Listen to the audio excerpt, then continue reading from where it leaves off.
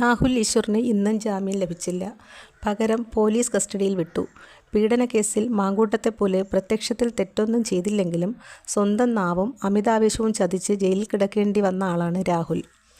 എന്നെ ഒന്നും ചെയ്യാൻ പറ്റില്ല, ധൈര്യമുണ്ടെങ്കിൽ എൻ്റെ പേരിൽ കേസെടുത്തോ എന്ന് പറഞ്ഞ അദ്ദേഹം ഒരിക്കലും ഇങ്ങനെ ഒരു വിധി പ്രതീക്ഷിച്ച് കാണില്ല. നിരാഹാരം കിടക്കുന്നതൊക്കെ കോടതിയെ കൂടുതൽ ചൊടിപ്പിക്കാനേ സാധ്യതയുള്ളൂ എന്നാണ് തോന്നുന്നത്. ബോച്ചയുടെ കാര്യത്തിൽ നടന്നതുപോലെ തന്നെയാകും രാഹുൽ ഈശ്വറിൻ്റെ കാര്യത്തിലും നടക്കുക. 2 ദിവസം കഴിഞ്ഞിനി പുറത്തിറങ്ങിയാലും പൂമാലയും പൂച്ചെണ്ടുകളുമൊന്നും അനുവദിക്കാൻ സാധ്യതയില്ല. പുരുഷ കമ്മീഷൻകാരുടെ സ്വീകരണവും പോലീസ് തടയാനാകും സാധ്യത. മൊത്തത്തിൽ ഇദ്ദേഹം പോലീസിനെയും ചെറുതായൊന്ന് ചൊടിപ്പിച്ചിട്ടുണ്ടല്ലോ. രാഹുൽ ഈശ്വർ കുറച്ച് നേരത്തെ ആയിപ്പോയി എന്ന് തോന്നുന്നു. കുറച്ചുകൂടി വൈകിട്ടായിരുന്നു എങ്കിൽ രാഹുൽ മാങ്കൂട്ടത്തിന് വേണ്ടി ഇത്രയും ഘോരം വാദിക്കാൻ ശ്രമിക്കില്ലായിരുന്നു. പരാതികൾ ഒന്നിനു പിറകെ ഒന്നായി വരികയാണല്ലോ.